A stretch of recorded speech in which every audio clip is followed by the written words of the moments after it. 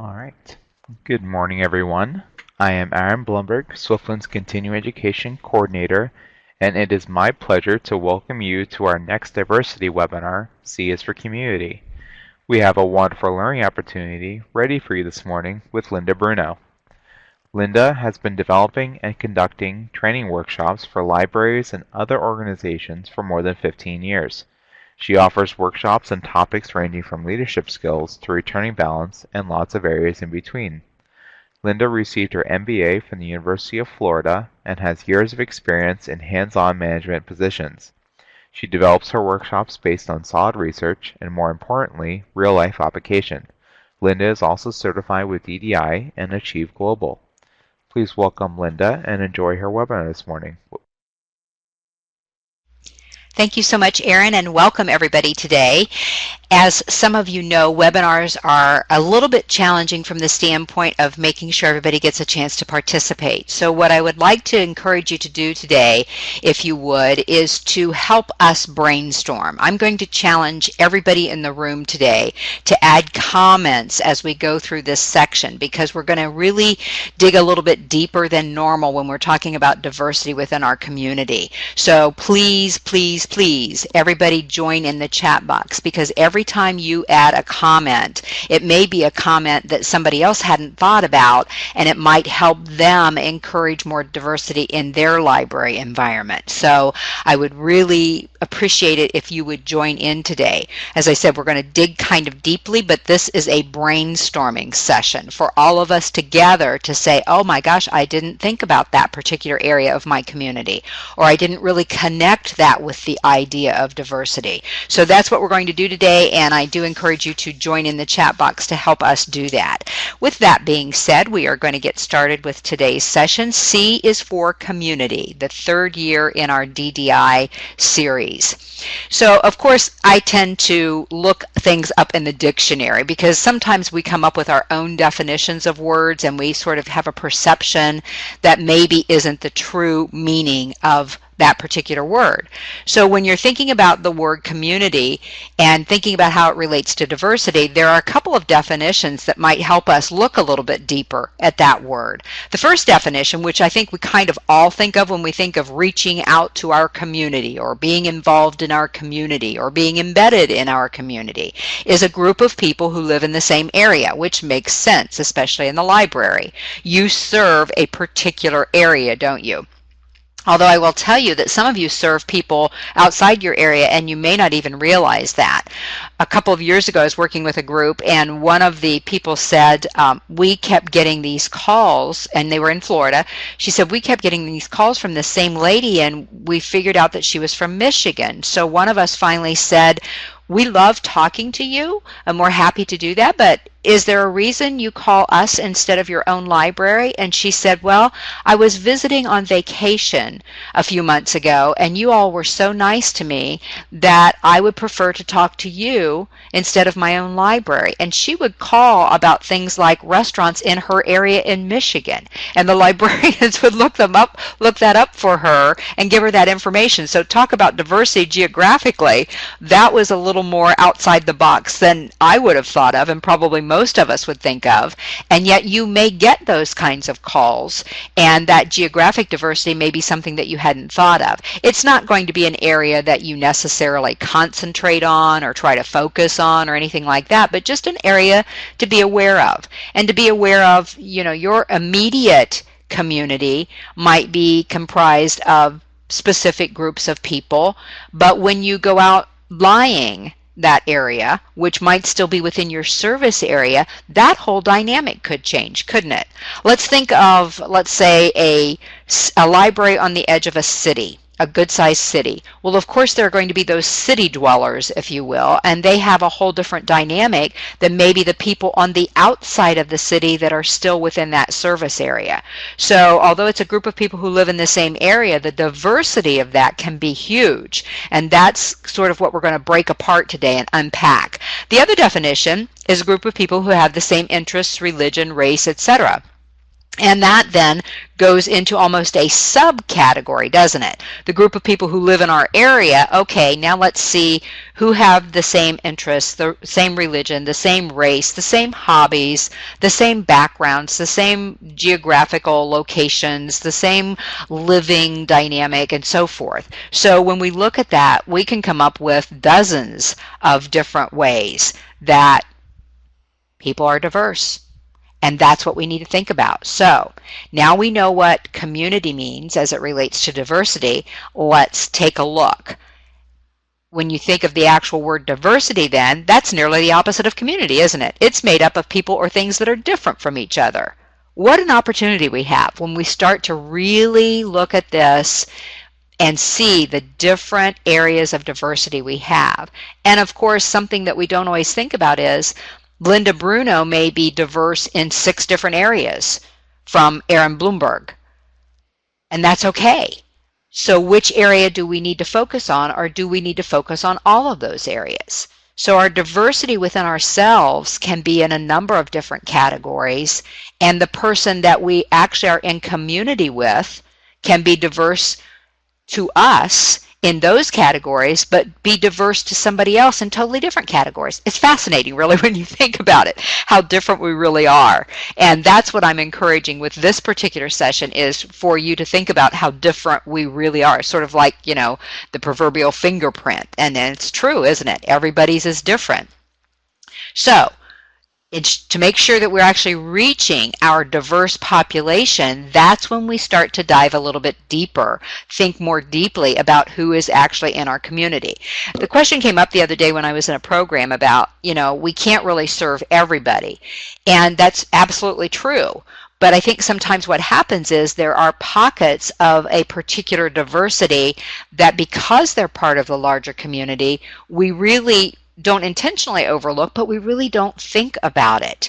And sometimes the pockets are small enough, or they really aren't interested in using the library services, that there wouldn't be any need for us to think that deeply about it. Other times, though, we sort of overlook them without intending to.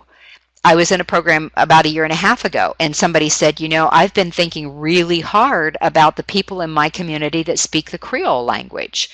Now, that's not a huge chunk of people in that community, but it was a necessary service that the library was now thinking they needed to provide for those particular people. Specific programming, specific things targeted to them, because although they weren't a huge population, they were a critical part of that community.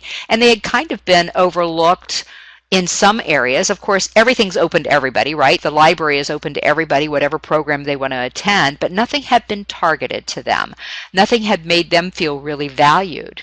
Although they could participate, it wasn't meant specifically for them. So that's kind of what we're talking about today.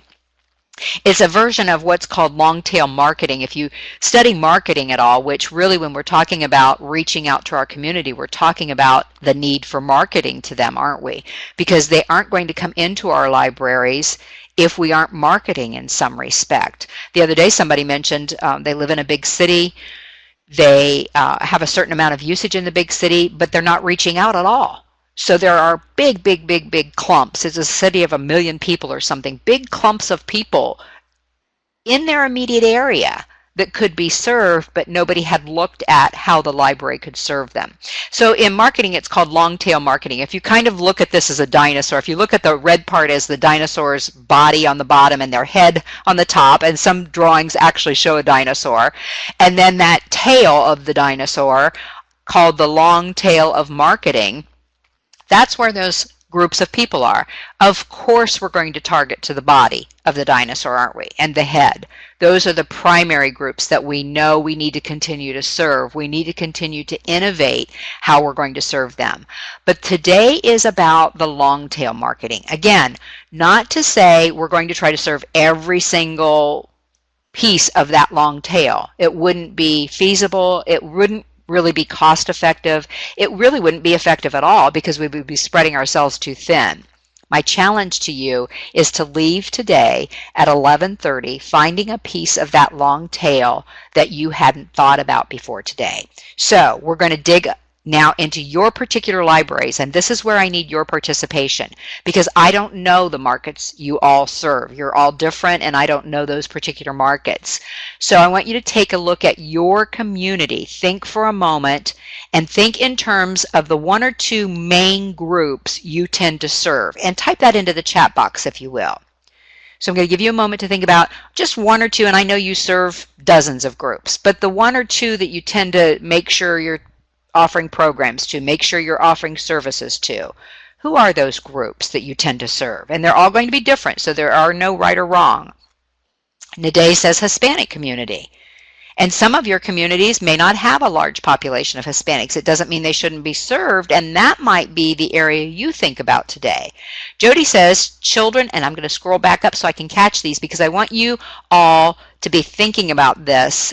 Are these groups in your community? Could you be paying more attention? So the Hispanic community, Jody said children and seniors. So you start to see diversity in this already, don't you? Interns and AG people, school children and seniors, seniors again. So we're in Florida, so we're going to see that a lot, aren't we? The seniors thing, but still there are a lot of children in our communities.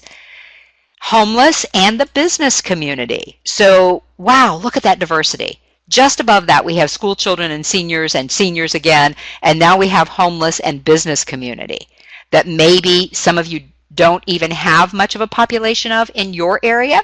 There's Marlena saying military families. Some of you don't have many military families in your area at all, but do you know that for sure? Do you know that your homeless situation is already taken care of by other social service agencies? Do you know that your Chamber of Commerce is so active, your Workforce Development Board is so active that they really don't need a lot of help from the library? Could you ask that question of your Chamber of Commerce to say, you know, we have quite a few businesses in our area that we've never really focused on at the library. What do you think we could do to help those businesses? And here we have, I'm going to go backwards now, school children and families, immigrants, seniors with means, and under 8 years of age crowd. So, wow, quite a diversity, because Lynn's talking about seniors with means, meaning they probably have some money to dispose of. Other communities have seniors of little means. I was talking to somebody the other day and they were trying to gather up tools and things for a gardening project, a community garden at their library. And I said, you know, you might want to contact any senior living communities. Now, I'm not talking about maybe assisted living, but where they're just 55 and up communities, because a lot of those people clean out their garages and they really don't want to mess with the hose and the rakes and the shovels and all those kinds of things. It would be a great thing to just put a little blurb in their newspapers that says, please help your local library. We're starting a community garden. You'll help feed the community. We need your hoe. We need your rake, whatever it is. So now you're kind of serving two purposes, aren't you? You're serving the community with that garden, which is wonderful, but you're also making the seniors feel valued, that even if they don't, quote, use your library, they've become a part of your library, haven't they? Because they've helped you help the community. So I'm just amazed at the amount of diversity that you've already typed into the chat box. So I'm going to now walk through and just make sure we haven't missed any. Let's talk about our majority age groups. Some of you talked about the seniors and the children. You know, I don't think I saw anybody mention a middle-aged group of raising families. So some of you are working with toddlers, you're working with youth groups, you're working with young adults. How about the millennials in your community? They seem to be searching, they seem to need certain services that maybe other groups don't need. That might be part of your long tail marketing piece. But if you don't have that many, it wouldn't be something that you would get that concerned about, right? Maybe Gen Xers. Poor Gen Xers, I'm not one, but poor Gen Xers often tell me that they feel left out completely. There's a book actually called How Gen X Saved the World or something like that. Gen X Saves the World, I think it's called. And they talk about the different things that they've done, but because they're a small group, it's not really noticed. So are they not really noticed in your community, or do you not really have that many that would participate in the library? And one of the things that we need to make sure we're aware of is the people that use our library are not necessarily the only ones that need our library, right? Jamie LaRue, who used to be in Colorado and now I think is a part of the American Library Association, is a very high-level position at one of the associations. But he did a webinar, and it was talking about telling your library story. But the story that he told was that his library had huge support in the community. So when they were ready to pass a levy or a tax for the library, because of the huge amount of users that they had, they were sure that it would pass. They did everything they needed to do, so they didn't just sit around waiting for people to vote for it. They did go out and market it and so forth, but it failed. And he was devastated. If you listen to that webinar at Web Junction, you can hear it in his voice still that he was devastated, the fact that they thought they had this much support, but that didn't pass. And what he said was support does not equal dollars coming in, because the people that supported the library didn't necessarily vote. So you need to be out there making sure that you're touching base with the people that need your library and maybe don't even know that they need your library. So, and of course, you have baby boomers, you have Generation Z, I think they're calling it now. X, Y, and Z, you know. I don't know what they're going to do, start over with the alphabet, I guess, with the next generation. But lots of groups. So I want you to think about, and on your handouts, if you have those there in front of you, and Erin sent the link for that with the email telling you where to log on. If you have your handouts there, just write age groups and write down one of those that we've talked about already this morning that you might want to research a little bit and see if there is a need for that in your community. Again, the numbers may not be huge, but is there a need? That's the question. One of the things that happens in our library communities, especially nowadays, is that we get very involved in statistics, which is hugely important. I'm not denigrating that at all. We need those statistics to know what we're doing. Is it working? Will we get funding? All of those very important questions. But along with those statistics, we can sometimes forget that there are pockets that really aren't going to add much significance to our statistics, but will add to our value in the community. So what we're talking about here when we're talking about diversity in our community is adding value to our community and adding value of our library, so that our community knows our library is valuable. So it goes both ways, but realizing that the statistics for these particular groups may not be off the charts, may not ever be off the charts, but if they are interested in the library, if they become users of the library, even if the statistics don't bump up from that, then you are serving a need in your diverse community. So we need to be aware of that. The next one says gender.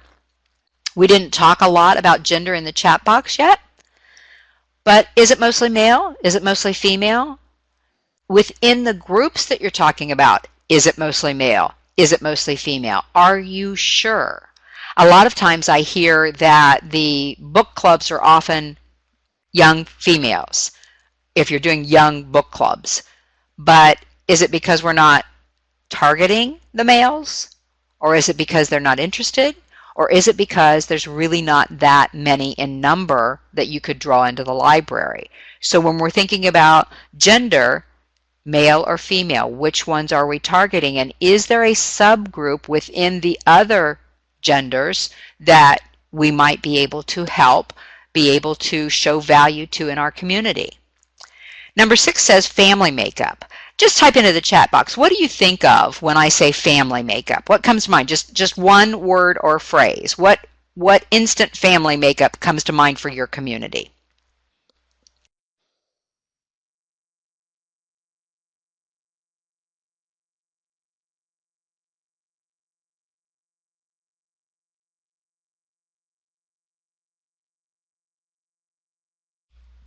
I love this. Look at the diversity.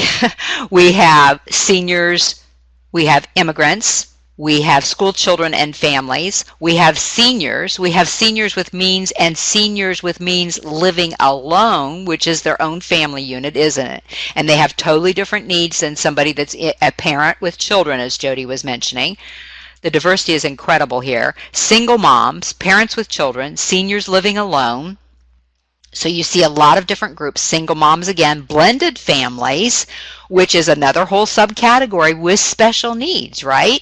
There are special needs of blended families of how to make sure the blending is going well, how to make sure everybody's getting along, how to make sure you're touching everybody in that family, not physically, but in a way that resonates with them. Single seniors, Lynn said, like widows and widowers, or divorced, or never married. I talked to somebody the other day that had gotten married, and they were late in life, I think in 50s or 60s, and the male in the family had never been married before. So that's a whole different need, but of course there probably aren't a lot of those in most communities, but just something to think about when we think about the diversity within our community. And I see Lana is still typing. LGBT families, absolutely. And do they have children or do they not have children? And what issues are there? And how can we serve that need, right? So the diversity, again, with family makeup is huge. We might have cohabiting people where they are living together, they're not married. Maybe it's two friends. Maybe it's young singles just out of college. Maybe it's young singles still living at home just out of college with mom and dad.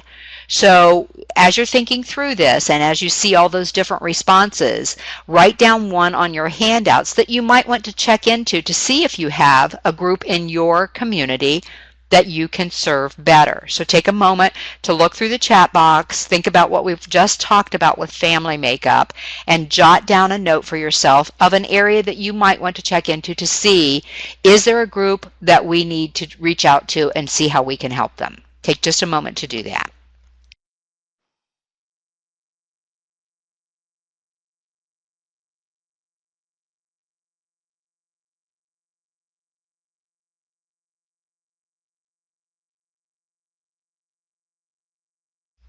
As you can tell by my probing questions, what I'm trying to do for you here is by the end of today's session, I want you to have a list of several different groups that you might consider reaching out to. Now, I'm not saying you need to reach out to those groups by Monday. But I'm saying that if you've got several on your list, that's a perfect opportunity for this year for you to check into that and see how you can serve them better, one at a time. And the reason I say one at a time is, again, I don't want you to spread yourself so thin trying to take on 4 or 5 new groups, because it's going to require services, programming, staff, resources, all those kinds of things for each one of those groups. So if you end up with, let's say, a list of 8 different groups that you would like to think about today, pick the one that really strikes you as, oh my goodness, I never thought about that in our community, and I think we do have that group in our community. Just pick that one and then run with that. Start doing some research. Start talking to the people at your social service agencies to help you understand who's in your community, the other resources that you have to help you understand who's out there. See if there's an area that you can help them with, and remember, sometimes that requires you going to them, doesn't it? Maybe you need to go to, maybe if you haven't served the Hispanic community in your area, maybe you need to go to meetings that they have. Maybe you need to go to gatherings that they have. Maybe you need to go to a local church that they attend. You might need to reach out to them first before just saying, here's a program we've decided to offer to this group.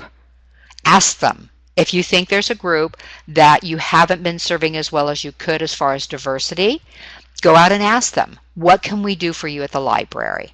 I was talking to a lady yesterday and she said, you know, I realized that over the past year, we've been putting programs in place that are really cool programs and they're working so well in other places, but we never asked our community if that's what they wanted. And so they haven't been really participating in those programs. And that becomes a question too, doesn't it? When we're dealing with diversity particularly, we often like to go out and find best practices, which is a wonderful starting point.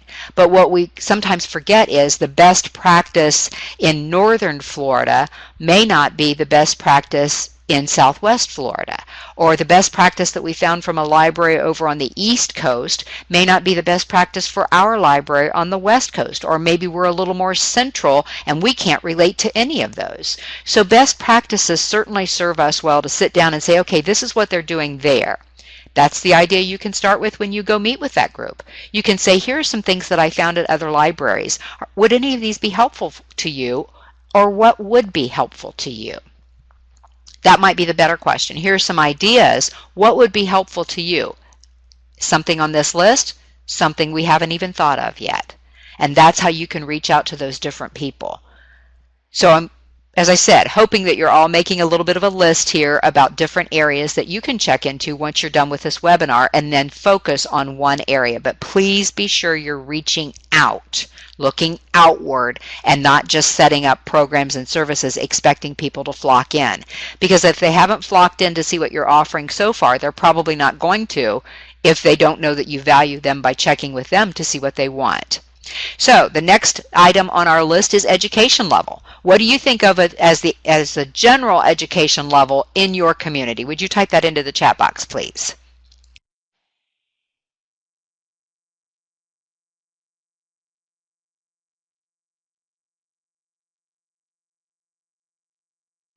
Jody said college plus for her community. High school and some college, Jan said. College plus for Kathy. Varied, mostly bachelor's degrees. College, Marlena said. College. I see a lot of college on there. High school and some college from today. And by the way, thank you all for participating. This is so helpful for everybody in the chat box because they can get ideas from you about areas that they hadn't thought of before. The GED seeking youth, where they need to finish high school, but they haven't yet. High school, college, GED, Gracine says, and Lynn said highly educated and very sophisticated. Look at the diversity there. Now, I was talking to somebody yesterday. Some of you are very familiar with a community called The Villages, which is about 45 minutes away from where I'm at. And what she was saying was she had been there for over 25 years.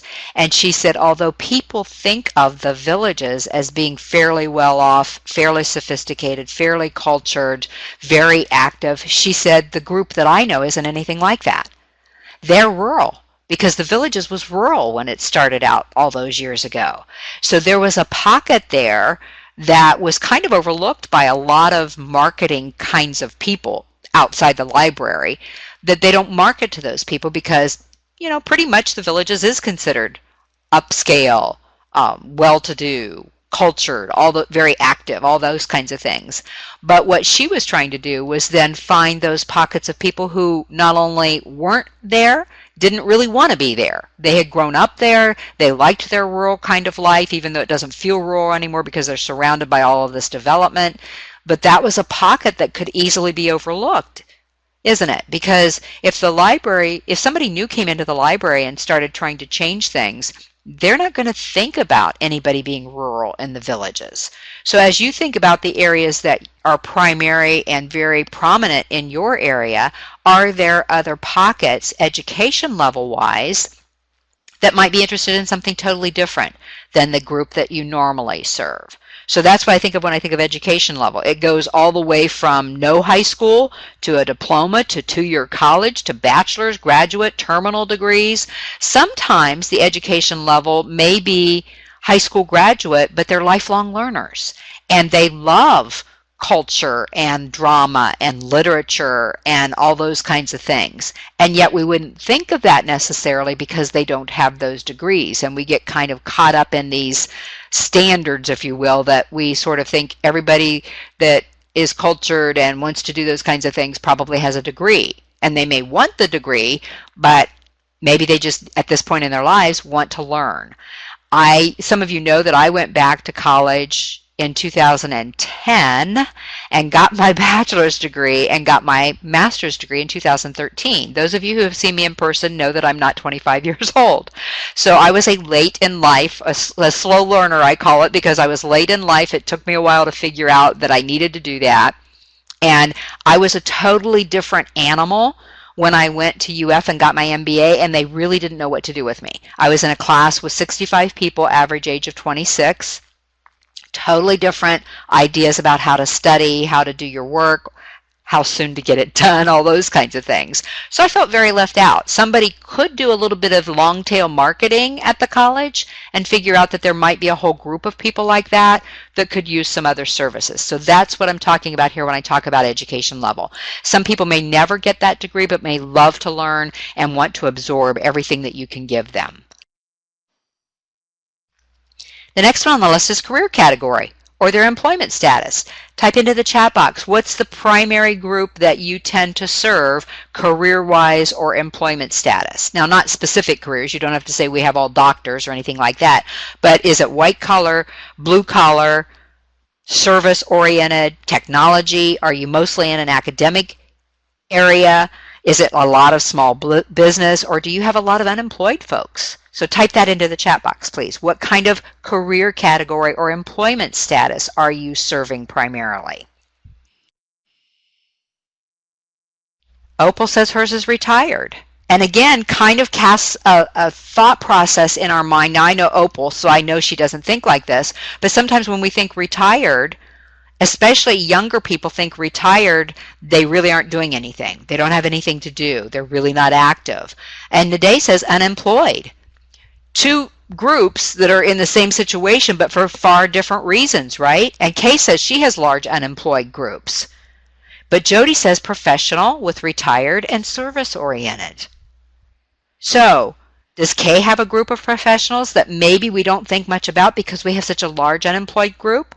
And I'm just throwing that out there, Kay, not trying to pick on you or anything, but when you start to look at these differences, there's a good possibility there are some groups within your community that may not be the primary group that you serve. But the group may be hungry enough for library services that it might be an area to extend your diversity, right? And again, more unemployed, blue collar, unemployed, retired. And Beverly, I'm just throwing this out there, and I saw some other comments along those same lines that maybe some of the retired folks could help coach the blue collar and unemployed folks. So what if the retired folks were looking for something meaningful to do? I know a lot of retired folks who basically go out and pick up acorns in their lawns because they have nothing to do. They don't feel productive anymore. What if you could somehow get connected with that group and say, you know what, we have some people who are unemployed that really need practice with interviewing skills. If we trained you how to interview them, would you be willing to come for an hour a week and work with people who needed help with interviewing skills? Oh boy, now you've tapped into two groups that maybe you didn't serve before. Maybe you have mostly well-off retired people, business people, and so forth, but there are those pockets of retired people who maybe do need something to do but can't afford to travel on cruises every month and those kinds of things. And you also have that group of people that are unemployed. So hopefully you're seeing the connections here. Aging and alone. And yet they can be very valuable, can't they, Kathy? So that's the group she's working with right now, highly educated, retirees, aging and alone. What if, especially the retirees and the aging and alone that you're already working with, could help other pockets within your community that right now maybe aren't getting the attention that they could get? And I'm not trying to say that that's what's happening in any of your communities, but again, we're trying to cast our net a little wider, aren't we, without spreading ourselves too thin. Where are those chunks of long-tail marketing of people that really need us, but they don't even know they need us? They don't even know we do these things. They don't even know we might be able to help them with their interviewing skills. So that's where all of this comes into play. That's the career category and the employment status. Maybe even entrepreneurs. Do some of you, and I didn't see that mentioned, I don't think, in the chat box, but do some of you have groups of entrepreneurs in your community that you could somehow focus on to maybe help them grow their business, help them do their bookkeeping more easily, help them figure out what they should do to do marketing, whatever it might be? Are there groups of entrepreneurs in your community that you haven't really looked at as a diverse part of your community yet? And entrepreneurs are a different animal. Entrepreneurs don't like having somebody watching over their shoulder. They like being in control, but they don't necessarily always know all the ins and outs of what they should be doing. My husband teaches online, and he teaches a business class, and one of the exercises he and I developed together a couple years ago was, for this business class, They need to figure out how many cupcakes a cupcake shop would have to sell to break even. And the way that came about was we were driving down the street one day and we saw a cupcake shop. And my comment was, how many cupcakes do you have to sell a day to break even? And that's something that entrepreneurs don't always think about. How many ice cream cones if you're only selling ice cream? How many cups of coffee?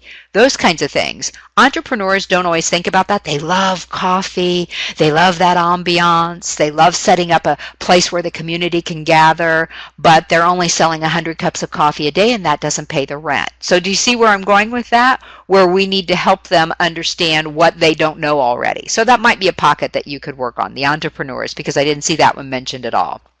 Okay. Then we have, I like my little ostrich picture. Then we have religious and spiritual groups. What are the primary religious and spiritual groups that you have in your community? And I know we don't get into this area much and we don't need to, but sometimes there is a service available at the library, or you could offer meeting rooms, or you could offer whatever. What kind of religious and spiritual groups do you have in your community that you tend to pay more attention to because you're not aware of other ones?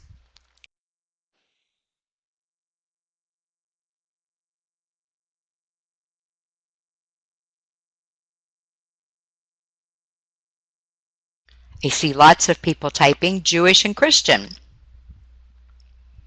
And with our current environment and current need for people to come to our country, some of those areas may switch, might they?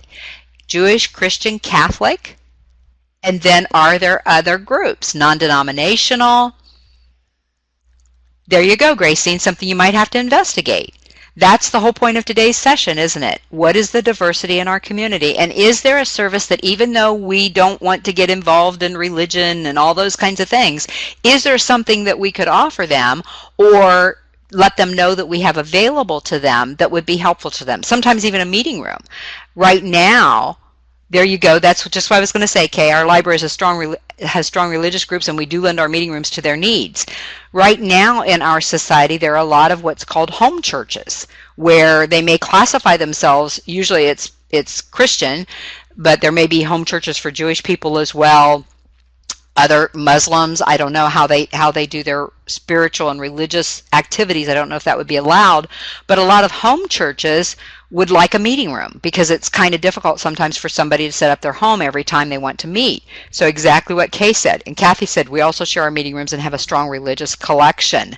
So there you go. Even though we don't think of that in terms of the library, what's going on in your community? Isn't that part of your diversity? It's a little scary, and I get that, because then people say, what's the library doing? And I've had people say this in workshops before. What's the library doing getting involved with religion? I even had one workshop a couple years ago where somebody said, we don't let anybody but nonprofits use our meeting rooms. In other words, if a business group needed to use the meeting room, they weren't allowed. And I wasn't quite clear on where that rule originated. It had been around for decades. But my comment was, the businesses in your community are paying the taxes that support your library. That might be an area you'd want to step back and take a look at. Is there still a legitimate reason for us not to allow them? And I know they didn't want to look preferential, but truly, if it's a first come, first served basis, that's not preferential. The first business that books meeting room A gets meeting room A on January 13th, right? So some of those kinds of things. And Marlena said some of those rules come from the governing bodies. Yes, absolutely. Absolutely, Marlena. And sometimes the governing bodies haven't thought about it. So here's my question to you. If you know there's a group being served, not being served, that there's a rule in place that might limit your service to them or prohibit service to them, it might be worth opening up that conversation, because as we all know, in the last 5 to 10 years, libraries have had to become a lot more involved in the social services aspect of their communities, haven't they? To stay viable. And everybody I talk to seems to love it. It's a little challenging at times. Resources are stretched at times. But oh my gosh, People get into library service because of the service aspect, and they really thrive on helping the community with lots of different things. So if these rules have been established and they've been long established, maybe it would be worth having the conversation of, I know we have this rule about this, but did you know we have this whole area of XYZ that the library could help in these 3 ways if we could take a look at that rule and see if it's really necessary anymore. So sometimes the conversation. And Kathy said the rule's been in place for a long time. We do lend our meeting rooms to business groups that are not soliciting. Yes, I think that's important, but are providing educational, or they're just meeting for their group, right? And informational services. Yes, and sometimes the group just needs a place to meet. Maybe it's an entrepreneur's group and they just need it. They're not going to sell to anybody while they're at the library, but they just need a central location for that group to meet and discuss their issues and help each other and so forth. So I think that's always worth at least having the conversation about. But it doesn't mean it's going to change, and I totally get that. Yes, exactly, Kathy, you are service centers now, aren't you? Civic cores for your civic cores and your neighborhoods, and I'm hearing that more and more. And for a while, a few years ago, I was hearing a lot of not resistance, but just anxiety about that because people didn't feel qualified. But really, it's human to human, isn't it? It doesn't mean you need a social degree, although some of the aspects of social services require social services people who are now becoming embedded in the libraries for certain periods of time during the week, where a social services person will actually be there between 2 and 4 every Wednesday or whatever to help people. But just the nature of what you do in the diversity of your communities has expanded exponentially over the last 5 years. And that's what we're talking about today. How can we reach out and reach those pockets of people in the diversity that we have to become even more diverse?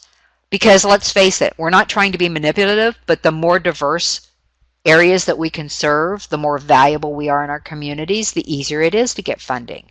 Because our statistics go up, don't they? Even though we have those stories to back up the statistics still play a paramount role in whether we get our funding or not. And the more diverse areas we can touch because we know there's a need there, the better off we are. Kay says diverse nonprofit organizations use our library and are grateful for our help and often mention, I didn't know libraries give this help. And they can't, can they, Kay? How would they know? I talk to librarians sometimes in different areas who hear about other libraries that are doing certain things, and they said, I never knew libraries did that. And they're librarians. Not because they aren't aware or they have their head in the sand, but because we're in our own areas. We do serve our own areas very well, but we don't look at what else might be needed. I always mention this, so I tend to mention this one a lot because when I first heard about it a couple years ago, it kind of made me almost nauseous. There is a place in Kansas, a library in Kansas, that offers a hog slaughtering workshop every spring. Now, I'm thinking that's probably not necessary in Florida, but you can see they tapped into a diverse population, didn't they? A lot of farmers, a lot of hog farmers, and that was an area that they needed help with, and so they offered that workshop. Probably not something that came up 10 years ago, but as they are looking to serve their community and the diversity of their community, that was an area that needed help. Exactly, Lynn. You expand your relevance. And how fun is it to go to work every day and know how relevant your job is in your community? One of the reasons I love to do what I do is that I help people turn on light bulbs for themselves personally and their profession. And I love that. And it makes me feel relevant, even though it doesn't matter. I don't get any funding from anybody that it's going to matter, but it makes me feel more relevant. It makes me want to get up and go to work. And that's kind of a side benefit to what we're talking about today, isn't it? What's going to happen if in 3 months, and maybe it will take a little longer than that, something that came to light for you today, that became your light bulb moment for today, you researched it, you found this pocket of diversity that you really hadn't thought much about before. It's not thousands of people, but it's a group of people that could use your help, and you made a difference in their lives. Wow. That's what community and diversity means, isn't it? It's serving them. It's not just focusing on one group. Nancy said pilot project embedded librarians are now attending local government meetings to help with gathering reference and research information the officials need before making community decisions. Wow. Is that not relevant? Does that not extend your relevance if you are there in the meeting? Because I've had people tell me as recently as 6 months ago that they are governed by a city council, and there are members of the city council that don't have a library card. So those people aren't going to be cheerleaders for your library, are they? They don't really see a necessity. A lot of those kinds of people will say you can find everything you need on the internet. Well, you can, but you certainly don't know where to find it when you put in a search term and 5 million answers come up and you take the first 2 as gospel, and they may not even be true. So absolutely, I love that you are now attending government meetings, because you learn too, don't you? That's cool. Not only are you helping them gather reference and research information before they make those decisions, but you also now are a lot more aware of what are their priorities. Whoa, do I hear the idea of maybe new services we could offer as I listen to the council, the local government, and hear what their priorities are for our community? If I keep my antenna up, I think maybe there might be some possibility for some other areas of service there. So what a great give and take we could have in that particular arena. Okay, so we got way off track on the religious and spiritual groups, but that's okay, because look at all the ideas you got in the chat box just talking about that one topic. Number 10 says life experiences. What have these people experienced? And I'm going to give you some examples, and then I want you to type into the chat box. Maybe you have, those of you especially who have the well-off seniors in your community, maybe they travel a lot. But some of you have a large population of homeless. So what kind of life experience are you serving in your community primarily? Are they families? Is that their life experience right now? Just family life right now? Is it very culture dominated? I'm talking about culture like opera and ballet and theater and those kinds of things.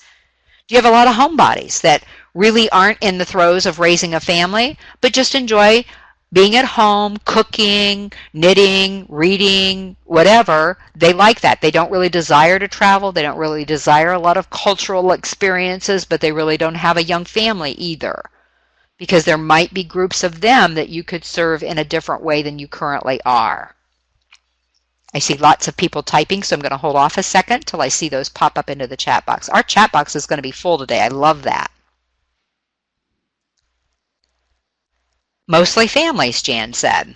So that's their life experience. What can you do for families? Can you help them with budgeting? Can you help them with how do I teach my kids about money? Can you help them with what are some activities we can do away from the library during the summer that I can keep them occupied when they're driving me crazy, right? So life experiences. Do you have a lot of people who do love to travel? Could you offer them the opportunity to speak and present what they've learned in their travels to another group of travelers? And I still see people typing, so I don't want to talk over the top of that before we move on to the next one.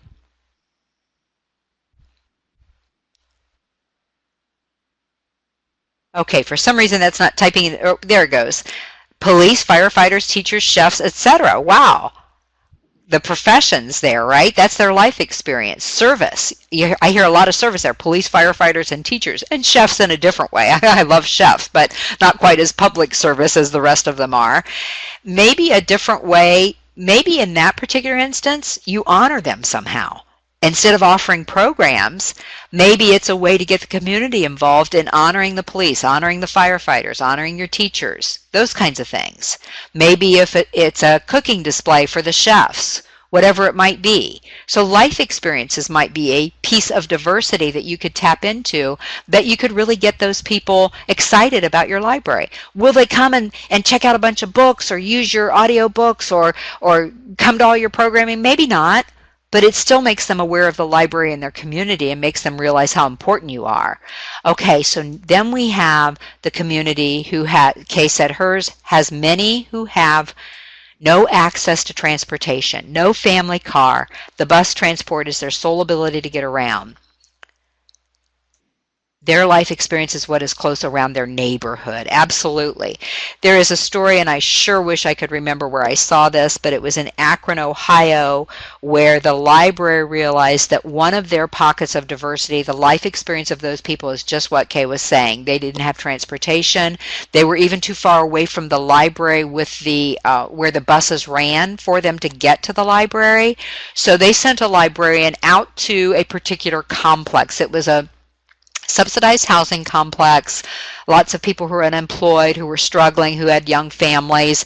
They started sending a librarian out there, and they found a room. They talked to the apartment complex landlord or whoever, the manager or whoever. They found a room available where they could offer reading once or twice a week. Once they started offering reading and moms were bringing the kids for reading, then they found somebody who could talk to the moms during the reading times and help the moms with budgets and nutritious food and those kinds of things. This extended to the point, there were like 7 steps that they took over the course of a year or two, where now they are connected with 6 or 7 different service organizations in their community at the apartment complex, all started by the library. The library doesn't manage all that other stuff. They even have somebody who delivers food now when they're there. And so whoever attends gets a nutritious lunch. It just kind of, they just kept reaching out saying, can you do this part for us? We're noticing a need here. It wasn't necessarily that they were doing each piece of the need, but the library is the core of it by being embedded, if you will, at that complex once or twice a week, and it has just expanded tremendously. So sometimes if the library isn't close enough to their neighborhood, maybe we need to figure out a way to get the library to their neighborhood and start it on a small scale with just the preschool kids or whatever it might be. Or maybe it's just a group of people that would like to get their GED, and instead of doing that training at the library, we take it to them because they don't have any way to get there, or they feel intimidated by a library. I think we all recognize that some groups feel intimidated by libraries because y'all are full of knowledge. You have all this knowledge surrounding you, and if I'm struggling in that area, it's going to be intimidating for me to walk into that library. So sometimes that's the best reason to actually go to other people, is that you make them feel comfortable. You can talk about the library. They can get comfortable with the library. Eventually, they'll probably come to the library. But in the meantime, they're still using library services, just not in a standard way, if you will. So, of course, we have the diversity of language. What languages do you serve? As I mentioned, I talked to a lady who said that it occurred to her that Creole was spoken by a lot of people in her community, and she didn't really know their culture, and she didn't really know what they needed from the library. And Lynn said also these people are intimidated by the patrons who frequent and populate the library. Absolutely. Because it's a different atmosphere, isn't it, Lynn, than they're used to, and it would be intimidating. Who wants to put themselves in that kind of a position? And yet if I bring this to you and I say, okay, what would you like to study? Or, we're going to start a GED group, and if you only have one person attend, I know that's not good statistically, but guess what? If you help one person get their GED, that was a success story, wasn't it? So think about that. So we have language, we have ethnicity. Think about those two and type into the chat box, what language are you serving? Some of you may be serving mostly Hispanic type languages, mostly ethnicity groups. There are Greek groups in certain communities. There are Italian groups. There are Polish groups. Many, many years ago when the United States became the melting pot, if you think of New York City, there's Chinatown, there's the Italian section, there's the Greek section, all of that.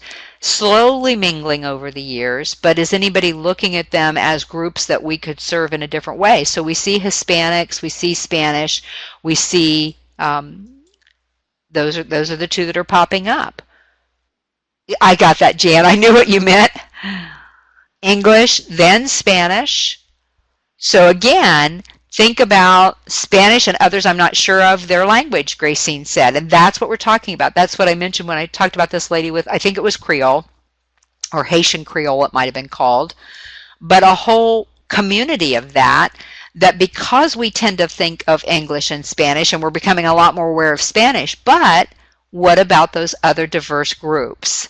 And they may be significant groups. And yes, they may be learning English, but is there something that we could tap into, not just from the language perspective, but also the ethnicity? Nancy says Creole, Portuguese, Vietnamese. Wow. Do any of you have any of those? And Jan said they also have high Haitian Creole. So not necessarily that you're going to do anything about their language or with their language, but doesn't that present a whole new opportunity regarding their culture, regarding how their society, how they move through society, their family makeup, their traditions, their rituals, their customs, their foods. It opens up diversity just based on their different languages. Because if they speak Creole, chances of them eating the same kind of food as Linda Bruno are pretty slim.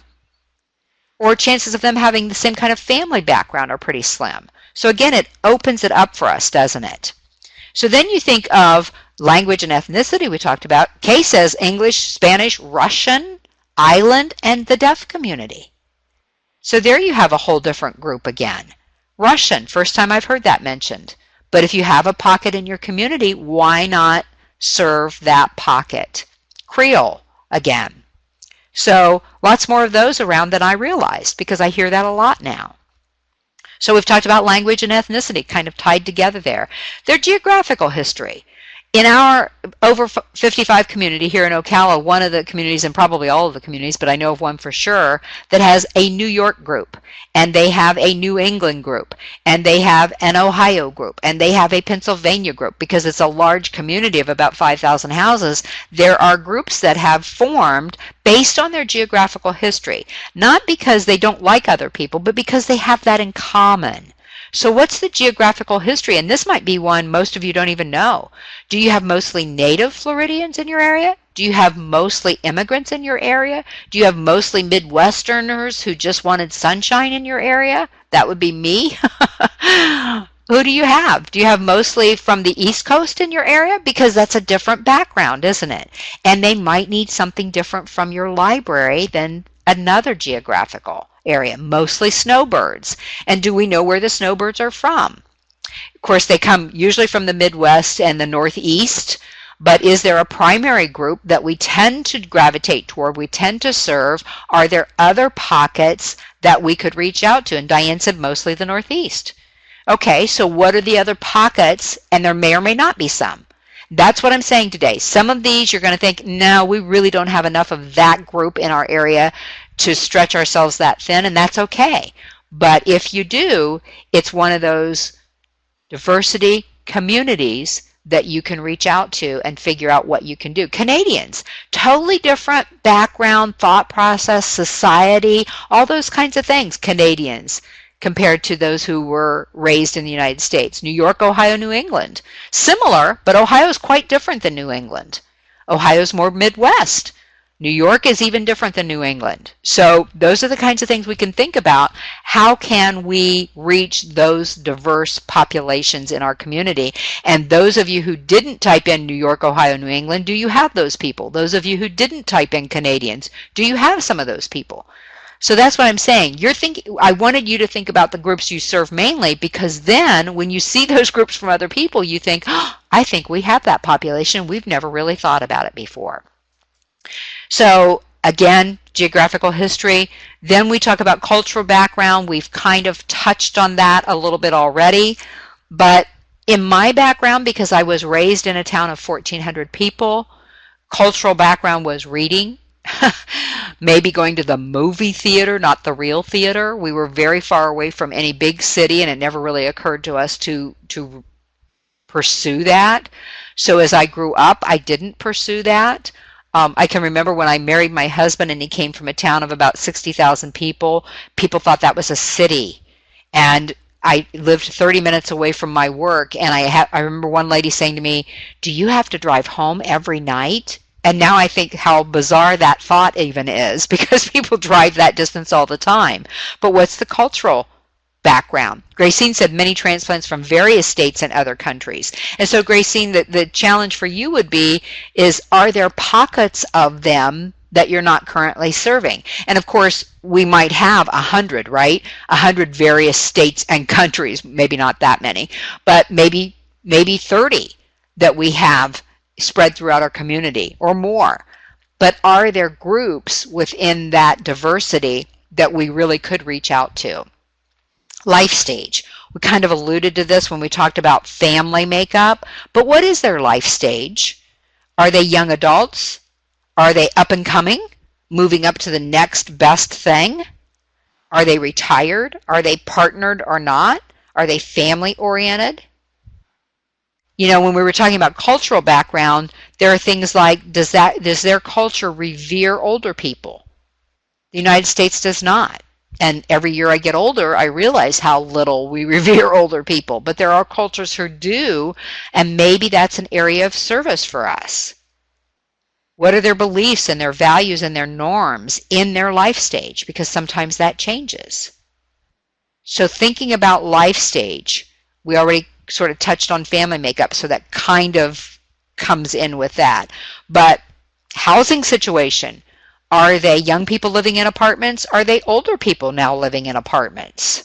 Different needs. Do they have homes that they need to do upkeep on? If you have a huge community of suburban area homes where there are different neighborhoods and so forth, do they need workshops on upkeep? Could you tap into that pocket of diversity, homeowners, which we don't really think of, to help them with that? Is that their housing situation? How would that matter? And number 17 says other. Is there anything that we haven't touched on here? We've talked about age, gender, family, education, careers and employment status, religious and spiritual thought processes, life experiences, language, ethnicity, geographical history, cultural background, life stage, housing situation. We've talked about a lot of diversity already today. Is there anything that you thought of as we were talking about all of that as an area that might also include diversity that we hadn't really considered yet today? Would you think about that for a moment? Type into the chat box if anything came to mind while we were talking about all of that you thought, yeah, and there's this area of diversity that we haven't even talked about today. So please type into the chat box if you would.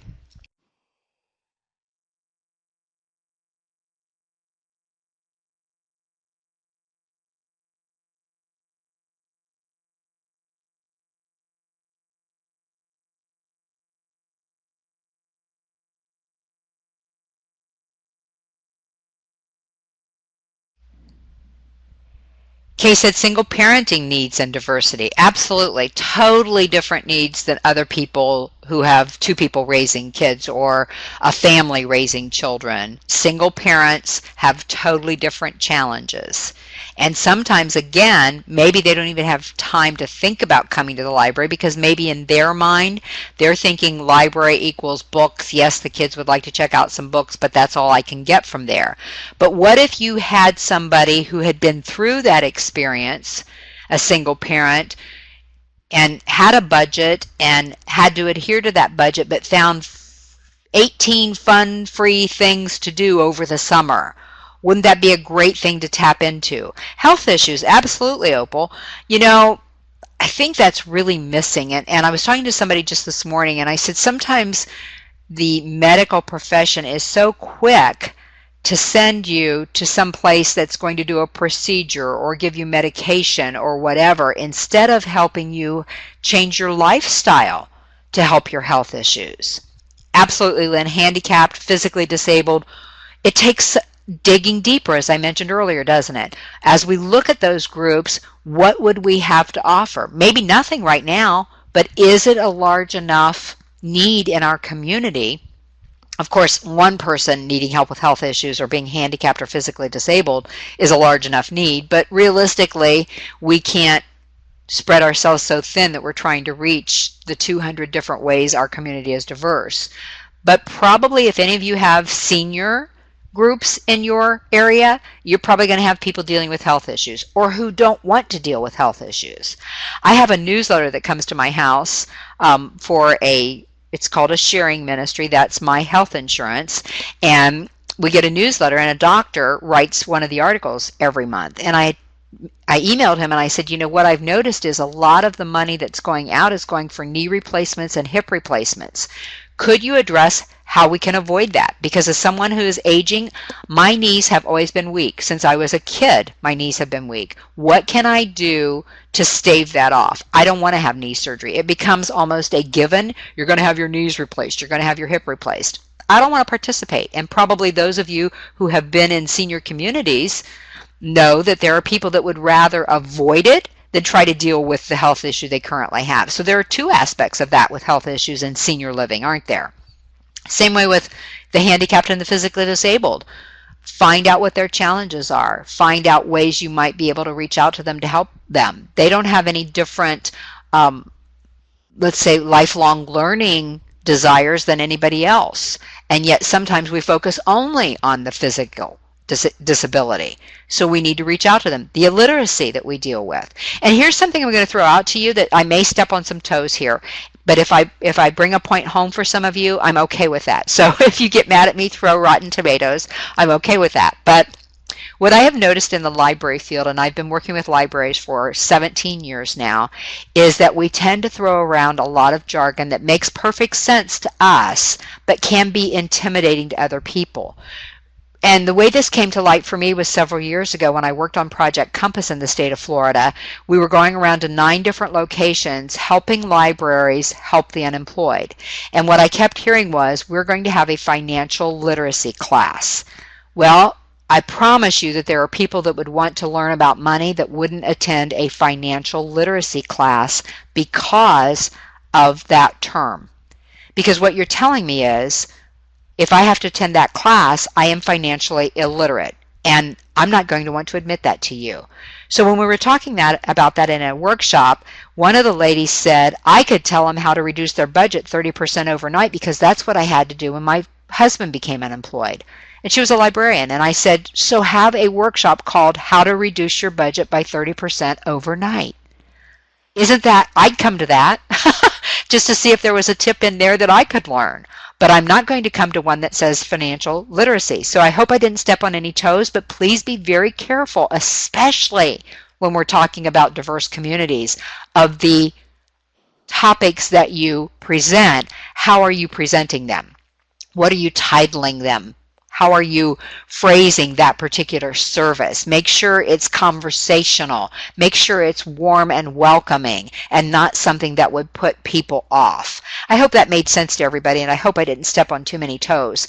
But I found it a little off-putting when I started to hear those terms, and I don't have problems with my budget right now. I can always use help, but I don't have the problems that some people are faced with. So I'm thinking, if I find it off-putting, how off-putting are they going to find it? So that's what I'm talking about there. So I hope I didn't upset anybody, but I just wanted to pass that along to you because it's so easy to get caught up in our own terminology, isn't it? Because when we think about the ALA giving us programs to help us, giving us materials to help us, often they use those very lofty terms, and they're very legitimate terms, and they're certainly descriptive of what we're doing, but maybe they're not the best terms we can use to reach those people we're trying to reach. So I hope that helped everybody here.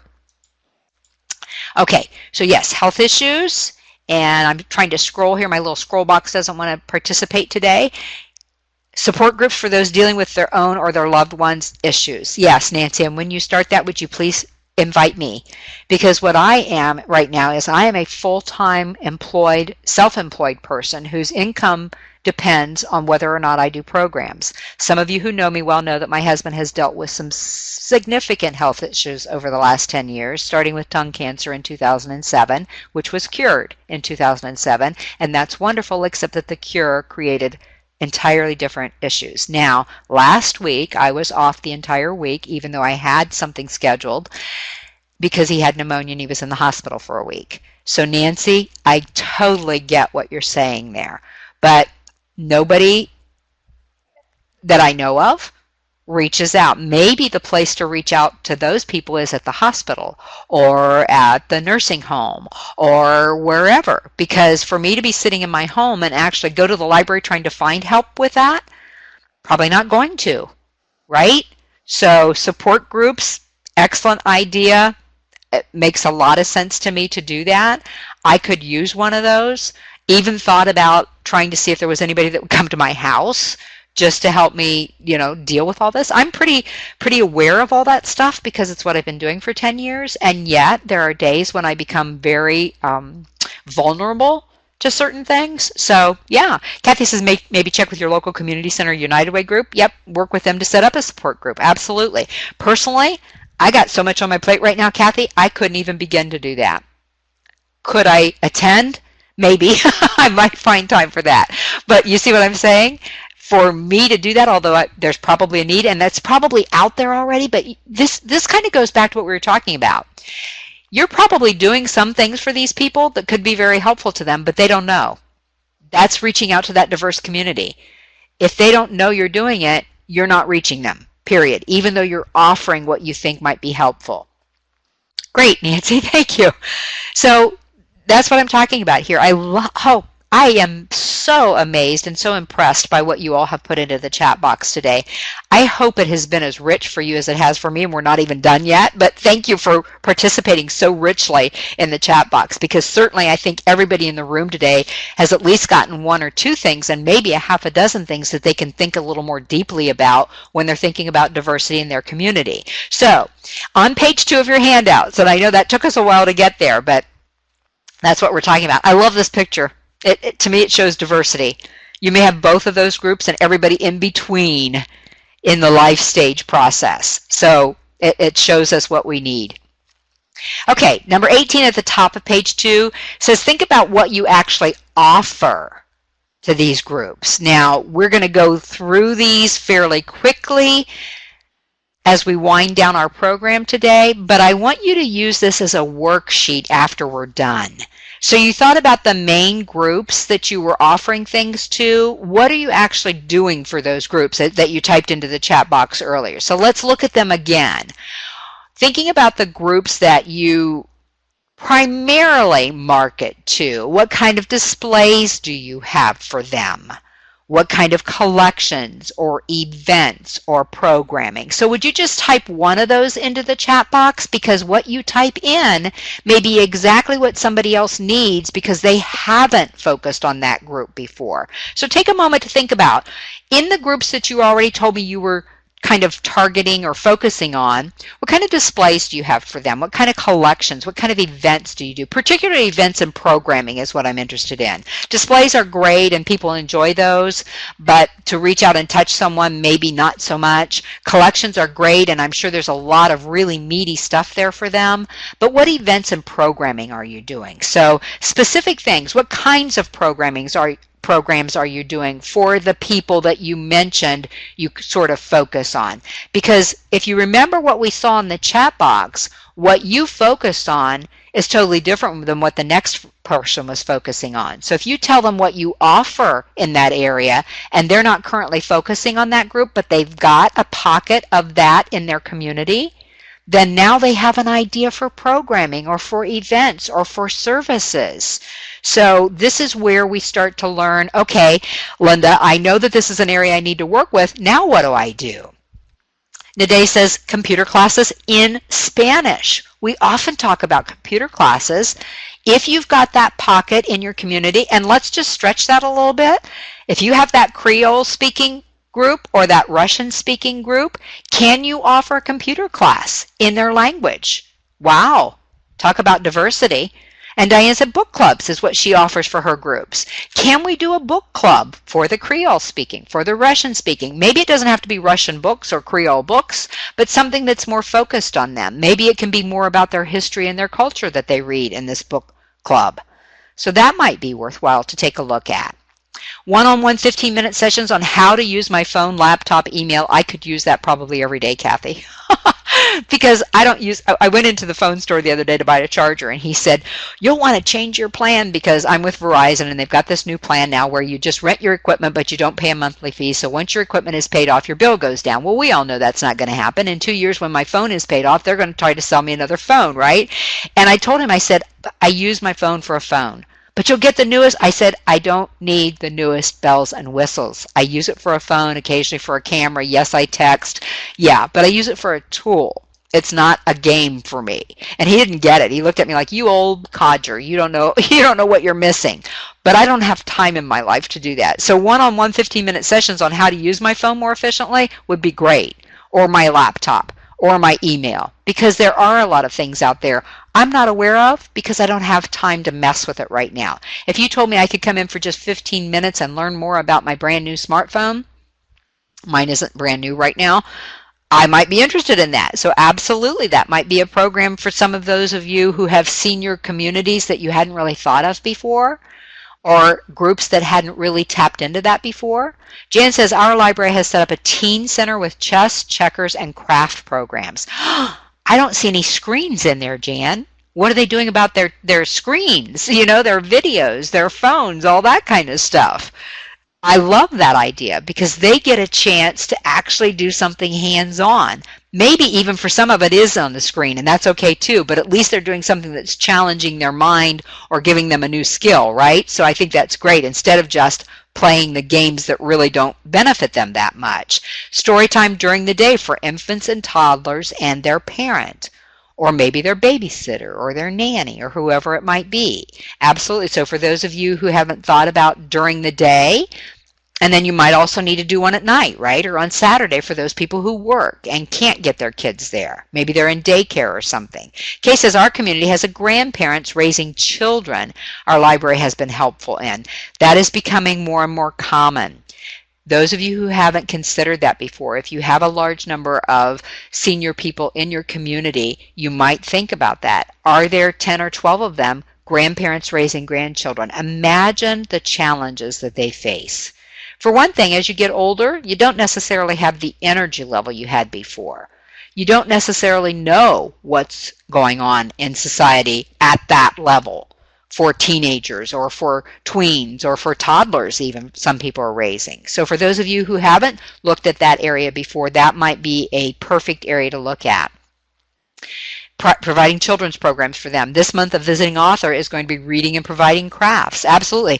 Because the grandparents are thinking, what do I do now? What do I do with these kids to keep them occupied, to keep them out of trouble, to keep their brains growing? They're looking for ways to do that because the way they raise their children is 180 degrees different than what goes on nowadays. So that would be very helpful. A Read with the Dogs program for children looking into working with adults. I love that. And I talked to somebody a few months ago where their library wouldn't allow it. They wouldn't allow animals even in to read, I guess liability and so forth. Oh, that's sad because I mentioned that Jamie LaRue webinar earlier. One of the stories that he tells is about a little boy named Caden who stutters, and he's embarrassed to read, and so he's not learning to read because he doesn't want to speak it out loud. And they had a reading dog. Caden no longer stutters because of the reading dog. So absolutely helpful. And think about adults and how embarrassed they will be if they can't read proficiently, and how much more comfortable they might be with those adults. Yes, with those dogs. Citizenship classes, Rodica says. Absolutely. Do you have a group of people who need that, who desire that, but are kind of, again, intimidated maybe to come to the library to try to learn about that? Gracine says, this library offers coffee and conversation to the homeless and others. Wow, what an outreach. Coffee and conversation. I saw a sign yesterday at a library. It said, connect, converse, and I think the last word was create. I can't remember. Oh, color. It was a coloring class. It was an adult coloring class, and it said color, connect, and converse, or something like that, but kind of a similar thing. And what if you had coloring for them? I don't know if they'd be interested in that, but I've read all kinds of studies that say adult coloring relaxes people, helps their stress levels. What if you offered adult coloring books with the nice pencils rather than crayons so that they don't feel they're being dishonored?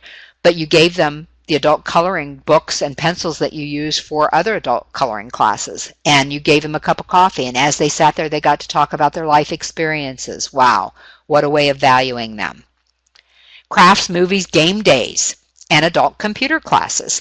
I hope some of you who aren't doing some of these things are getting ideas. Beginning, intermediate, and advanced computer classes. I like having all three of those because I think of myself as intermediate, maybe a little advanced in some areas, but probably in some areas I'm at the beginning level. Book discussions for teens, book chats for gals and guys. Nancy says inviting representatives from other government agencies to do presentations at the library, like home buying, career searching, adopting the right pet, CPR. Wow, adopting the right pet. Families may be looking for help in that area. Do we need a cat? Do we need a dog? Do we need a ferret? Do we need a snake? Do we need a bird? None of those last three for me, but I take a cat or a dog. Kathy said educational, informational programs for the elderly. Balance, nutrition, safety, socialization, staying in touch with the grandkids, telling your story. I noticed I live in an adult community, an over 55 community, and when I moved here, I wasn't old enough to be here, but my husband was, okay? So, but I saw their catalog for their courses yesterday for the next semester, and on the front of it, they have classes on telling our stories, because people's stories are getting left behind now, aren't they? Parents and grandparents are dying without the family really knowing what their history is. So they actually have classes on how to tell your story. Wouldn't that be a great thing to offer at the library? Racine said for the business community, the library offers seminars from local organizations. What do those organizations have to offer the business community? So you are serving two groups, aren't you? The business community and those local organizations getting exposure.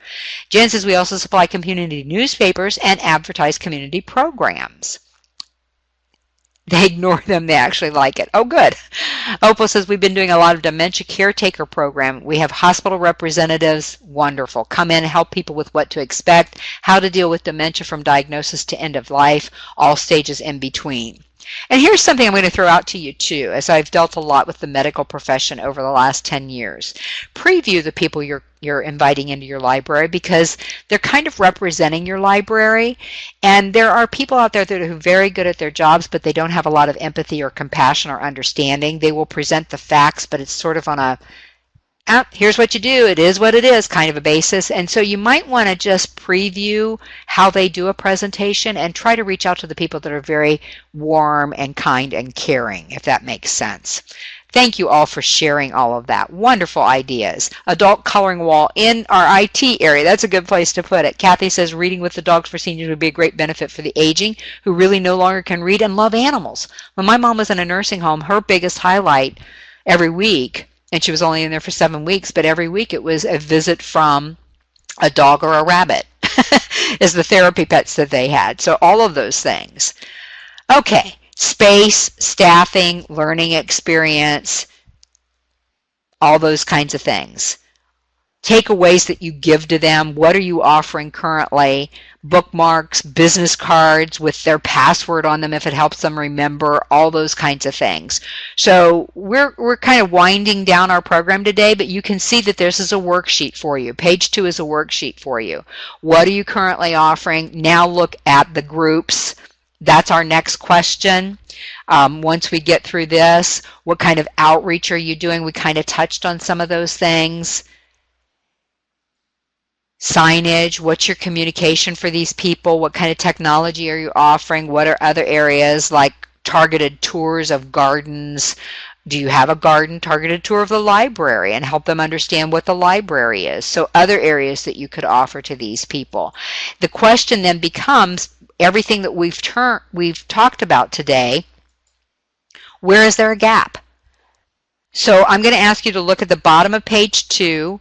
We've talked about a lot of stuff today. Where do you see a gap between what you're already offering to your community and other groups you could be offering things to? So we're just going to go back through those really quick, give you a chance to jot yourself a note. If you haven't already, what age group might you be missing? Just jot yourself a note. Are you focusing too much on one gender or another? Jot yourself a note. Homeschoolers, Lynn says, is an area that they might want to take a look at. Or that might be her other group, I'm not sure. But for some of you, you haven't thought about that. And we don't, because we expect homeschoolers to reach out, don't we? That's what they're supposed to do. They're supposed to be teaching, so they should be reaching out to our library. And yet, they may be getting everything they need from the curriculum resource that they're using, or they think they need, not even realizing how helpful the library can be, or how much more helpful the library could be. So are you finding any groups in the age, gender, family, makeup, educational level, career categories that we talked about earlier that you hadn't really thought about before? Jot yourself a note there before we move on to the next chunk at the bottom of page 2.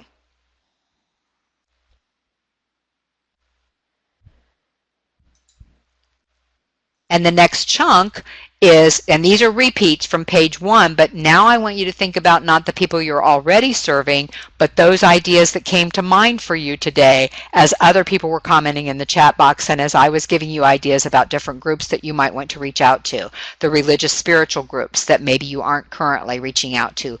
The people with different life experiences that you hadn't really thought about, or different languages or ethnicities, or even their geographical history. So if there's any group in that chunk that you think you might be able to think about widening your diversity net, jot that down for yourself.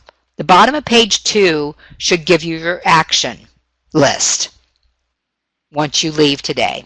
So you should have at least 2, 3, maybe 6 areas on there that you could take a look at a little bit deeper and say, here are some areas we can widen our diversity in. And the last chunk is the cultural background, the life stage, and anything else that you came up with that you might be able to look at. So my question for you then becomes, list one category at the bottom of page 2 that you're going to start focusing on to add to your diversity of offerings, and would you type that into the chat box along with what you're going to do to pursue that category to add to your diversity.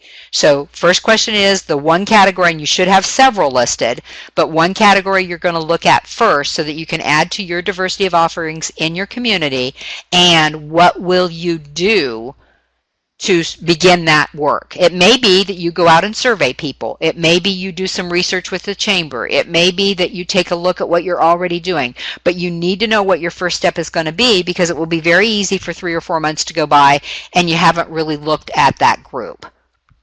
So tell us what category you're going to focus on first and what specifically you're going to do to get that process started. Now, I don't expect you to say, we're going to offer a program next month on this, and I just thought of it today. Because guess what? If you just thought of it today, you don't know if that's the appropriate program to offer, right? So Kathy says, aging seniors with dementia, adding programs for caretakers, and working with local organizations for assistance with these programs. That will be huge, won't it, Kathy? You aren't trained as a librarian to work with people with dementia. You probably have learned a lot about it over the years, but that would be a great place to tap into building a relationship with somebody in your community, another organization in your community. Jan says, single parents, ask them and see what programs would they like and need at our library. Absolutely, that's exactly the kinds of things we're looking at. You know, maybe, Jan, you'll talk to 12 different people and they really can't think of anything. Doesn't mean you scrap it completely. It means you kind of keep it on the back burner. Be aware of it as people come to the desk, that you could ask questions. Be aware of it when you're out in the community, participating in community activities. You can still do surveys out in the community, can't you? You can go to groups where the single parents meet. Gracine says, I'm going to have to give this some more thought. Well, hopefully, Gracine, you got a whole list of categories that you need to give some more thought. That was the whole point of today. Remember, I said we're going to think more deeply than maybe we've ever thought about our communities, and I hope I was able to do that for you today, because that was the whole goal. So I'm hoping that with those 2 pages of handouts, you now have a resource of your own to take a look at. And today says retired persons, talk to them about what programs would they like to see at the library. What would be helpful to them? And that's what we have to do, isn't it? We have to talk to them. And Kay said research life experiences to build like groups to help each other move forward in life. Sort of paying it forward, paying it backward kind of a thing. If people have raised their families, can they help people who are raising teenagers? If people who are raising teenagers, can they help the people with tweens? Single people, single parents can be helped by other groups. So their life experiences would make a big difference for them, wouldn't it? Okay, thank you again for participating. I am just amazed at how rich our chat box was today, and I hope for anybody listening on a recording, that I've mentioned enough of that you can draw a lot of the ideas that we've talked about. Nancy said, I'd like to start a Knitwits crafting club where the projects we create are donated to our local charities. And so then you have to look, don't you, Nancy, and make sure there's enough people out there to participate. But what a great idea. You've tapped into 2 needs. The people who would like a place to gather and knit and converse and connect, and then they're actually doing something worthwhile for maybe preemie babies, maybe people who have had chemotherapy, those kinds of things. Maybe knitting blankets for returning soldiers who have health issues, all those kinds of things. Thank you, everybody, for being here. I know Aaron wants to make a couple of announcements, so please don't leave yet. He has some upcoming things to talk about. Thank you again for your participation. It has been a real pleasure to be with you today.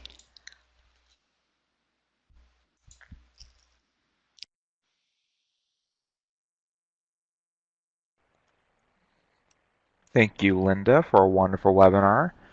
Some information and a sneak peek of what is coming up. Attendees, if you enjoyed this webinar, be sure to join us on February 3rd for D is for Developing Cultural Competence. Also, please join us on Wednesday, January 18th for the Swiftland Management webinar, Building Organizational Reputation. When Opportunity Knocks, Image is Everything on January 20th, which is next Friday. Launching an idea from concept to crowdfunding, marketing your startup on January 26th, and Kicking It Old School, Low-Tech Solutions in STEAM on January 27th. We encourage you to look at the upcoming webinars and workshops in months ahead, and I hope you are all able to join us for future training opportunities. As always, please feel free to keep checking the CE calendar on the Swiftland website, the Florida statewide training calendar, the Swiftland Facebook page, or look for your email from both the Swiftland or Florida Library listservs. Thank you everyone for attending and have a terrific weekend.